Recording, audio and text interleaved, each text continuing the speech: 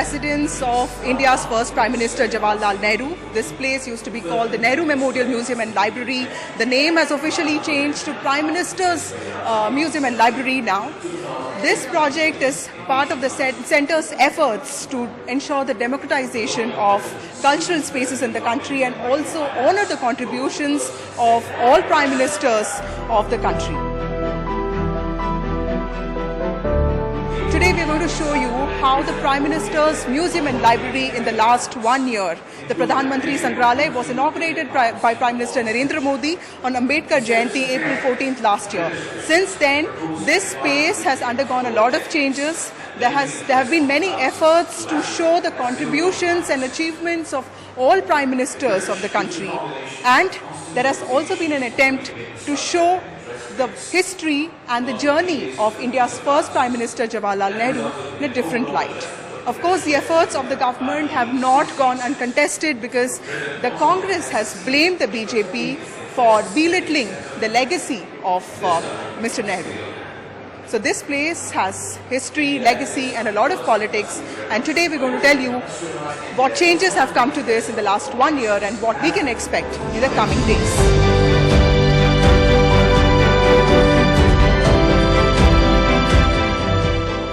So this is the first floor of the old building of the PMML, and this used to be the official residence of Pandit Nehru. This is where he stayed with his family. So you have his bedroom, his living room and his books here. And alongside you see portraits of his family members, including of Rajiv Gandhi and Sanjay Gandhi, and also his bed and his Bhagavad Gita next to his bed, and all the gifts that he received when he was the Prime Minister of this country from international delegates. So this part of the building is old, it's an heritage building, so the walls and the flooring remain the same, and it has been integrated with the main building, which basically has galleries dedicated to all Prime Ministers of the country. So we are right in front of what used to be Pandit Nehru's bedroom, and this is where he died, and this room has been preserved as it was, and what we hear from officials is that just an AC has been put and the cameras have been put. The room has been preserved. As you see, there are portraits of his family members, including of his grandsons, Rajiv Gandhi and Sanjay Gandhi. And outside his room, you see this whole collection of books, and that is quite huge because you see books on socialism, communism, history of India, civilization, so many other things. And you also have photographs of Pandit Nehru with international leaders like President Sukarno of Indonesia, John F. Kennedy, Queen Elizabeth, Shrimao Bandaranaike, and many others. And a huge part of this floor is also dedicated to photographs of Pandit Nehru with his own family members, including his nieces, and his life as a college student, and the time that he spent with leaders like Mahatma Gandhi and Sardar Patel and other leaders. So this floor is dedicated to his family, his personal time, and then there's also one part of this floor that's dedicated to the tragedy of partition, what happened then. So there are photographs recalling the tragedy that went into partition and the kind of lives that were lost during the whole transit. So this is the old building. From here, we actually go to the new building, which is where the new galleries have been built to honor all the other Prime Ministers of India. Nehru as an institution builder was not displayed, but today that's our main gallery. Nehru, the institution builder.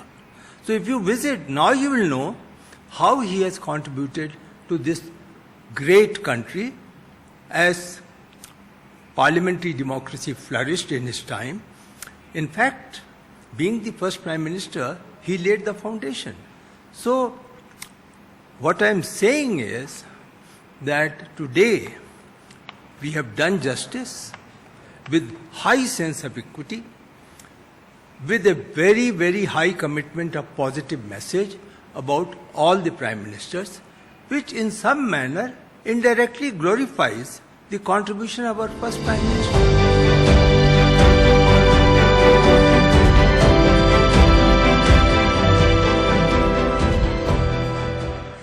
We are in block 2 of the PMML, which honors the contributions of all prime ministers, right from Lal Bahadur Shastri to Manmohan Singh, that various achievements in nation building and democracy of the country. And an interesting aspect of this building is Time Machine. This is a gallery that lets you experience the most important milestones of Indian democracy. It's enabled with a lot of tech. Come, let's see.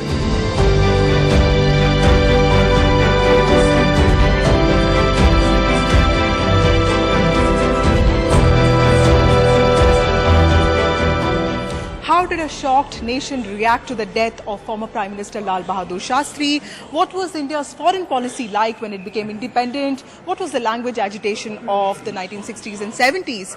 And how did Indira Gandhi deal with the Indo-Pak war? How did the emergency threaten the rights of common Indians? And how did she deal with policies like nationalization of banks and abolition of privy purses? All of that is explained in the first floor of the Block 2 of the PMML, which describes in detail the challenges that Prime Ministers Indira Gandhi and Lal Bahadur Shastri faced during their tenure.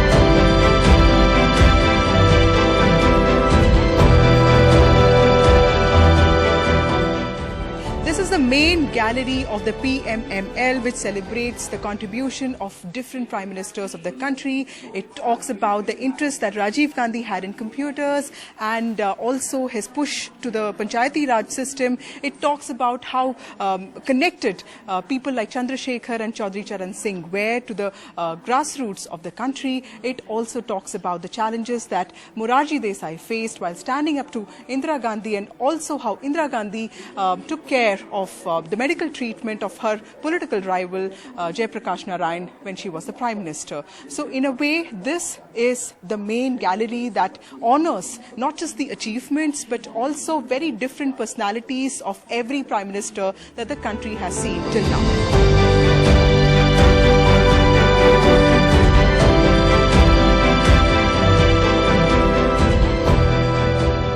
I'm standing right in between what used to be the official residence of India's first Prime Minister Jawaharlal Nehru and the new building that showcases the contributions of India's Prime Ministers from Lal Bahadur Shastri to Manmohan Singh. These two buildings together make up the Pradhan Mantri Sangrahalaya, or the Prime Minister's Museum. A lot of effort has gone into showcasing historical content in a way that people like. Now, this museum clocks about 3,000 tourists or visitors a day, which is much more than what it used to earlier. A lot of these efforts have been led by seasoned bureaucrat Nripen Mishra, who was earlier with the PMO. In the coming days, this museum will see a gallery that will be exclusively dedicated to showcasing the achievements of the Narendra Modi government, welfare policies, and also the challenges that he faced during his tenure. There will also be a gallery dedicated to showcasing India as the mother of all democracies. This is something that Prime Minister Narendra Modi has often talked about, even in his United Nations General Assembly speech.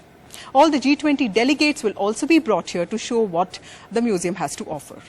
A sound and light show is being prepared to showcase the contributions of India's female revolutionaries called the Viranganas. So even as the Congress continues to blame the BJP for belittling the legacy of Jawaharlal Nehru, the NMML, the nature of erstwhile NMML, continues to change, and it is changing fast. With camera person Prem Singh, this is Vasudha Venugopal for NDTV.